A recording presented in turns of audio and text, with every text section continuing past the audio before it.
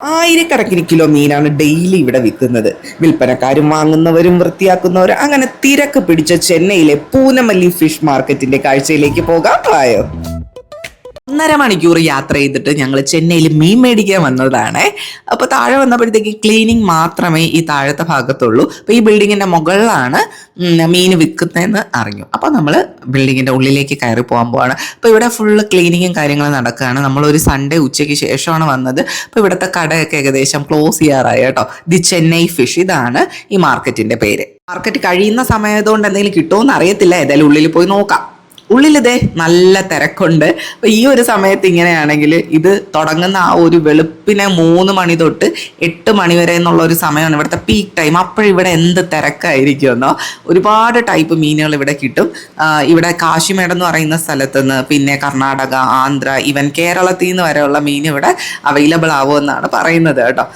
ഇപ്പോൾ കണ്ടത് തറയെ ഫുള്ള് കഴുകി അവിടെ എല്ലാം നല്ല വെള്ളമായിട്ട് കിടക്കുന്നതാണ്. അതുകൊണ്ട് നമ്മൾ സൂക്ഷിച്ചാണ് നടക്കുന്നത്. മീനൊക്കെ കുറവായിരുന്നു കേട്ടോ ഞങ്ങൾ പോയപ്പോഴത്തേക്ക്. ഉണ്ട്, എന്നിരുന്നാലും നമ്മൾ വാങ്ങുന്ന ടൈപ്പുള്ള ഫിഷൊക്കെ കുറവാണ്. ഇതിൽ പലതിലെയും പേരെ അറിയത്തില്ല. ഇതൊക്കെ നമുക്കിപ്പോൾ പാര, നമ്മുടെ ഞണ്ട്, കുറച്ച് നവര, അങ്ങനെയുള്ള സംഭവങ്ങളൊക്കെ നമുക്ക് പരിചിതമാണ്. എല്ലാത്തിൻ്റെ വിലയൊക്കെ കേട്ടുന്നു, പക്ഷേ അങ്ങനെ വലിയ വില കുറവായിട്ടൊന്നും ഫീൽ ചെയ്തില്ല.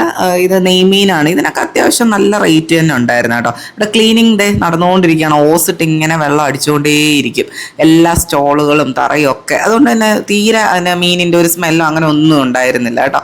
പിന്നെ ഈ ഒരു സ്ഥലത്ത് നിന്ന് നമ്മളൊരു ചെറിയൊരു മീൻ മേടിച്ചിട്ടുണ്ടായിരുന്നു. പിന്നെ ഈ ഒരു അയലയും കുറച്ച് മേടിച്ചിട്ടുണ്ടായിരുന്നു. അപ്പോൾ ഇത് വാങ്ങിക്കഴിഞ്ഞാൽ നമുക്ക് താഴെ കൊണ്ടുപോയി വേണം ഇത് ക്ലീനിങ് ചെയ്യാനായിട്ട്.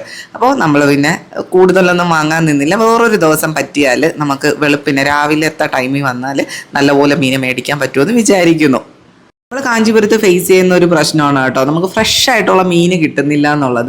നമ്മൾ നാട്ടിൽ എപ്പോഴും മീൻ കൂട്ടി ചോറുണ്ട് നടന്ന ആളുകളല്ലേ. അപ്പോൾ അതുകൊണ്ട് ഫ്രഷ് മീൻ എവിടെ കിട്ടുമെന്നുള്ള നമ്മുടെ അന്വേഷണത്തിലാണ് ഇന്ന് നമ്മൾ ഇവിടെ വന്ന് വിട്ടത്. അപ്പോൾ എന്തായാലും നല്ല തിരക്കുണ്ട് കേട്ടോ. ഈ ഒരു ഏരിയ എന്ന് പറയുന്നത് കംപ്ലീറ്റ്ലി ഇങ്ങനെ മീൻ വൃത്തിയാക്കുന്നതാണ്. ഈ ആ മനുഷ്യനെ നോക്കിക്കേ, ആളുടെ ശരീരത്ത് മുഴുവൻ ഈ മീനിൻ്റെ വേസ്റ്റ്. പക്ഷെ അവർ അതൊന്നും ബോധർ ചെയ്യുന്ന ആളുകളല്ല കേട്ടോ. അവരുടെ ജീവിതം അതിനകത്താണ് കേട്ടോ. എനിക്കത് കണ്ടപ്പോഴത്തേക്കും അത് എന്താണ് ഒരു വിഷമവും തോന്നി. പക്ഷെ അവരുടെ ഒരു ഹാർഡ് വർക്കിൽ എനിക്ക് ഭയങ്കര ഒരു അഭിമാനവും തോന്നി അവരെ പറ്റി ഓർത്തപ്പോഴത്തേക്ക്. ഏതായാലും നമ്മൾ മീനൊക്കെ വാങ്ങി ഒരു KFC ഒക്കെ കഴിച്ച് വീട്ടിലേക്ക്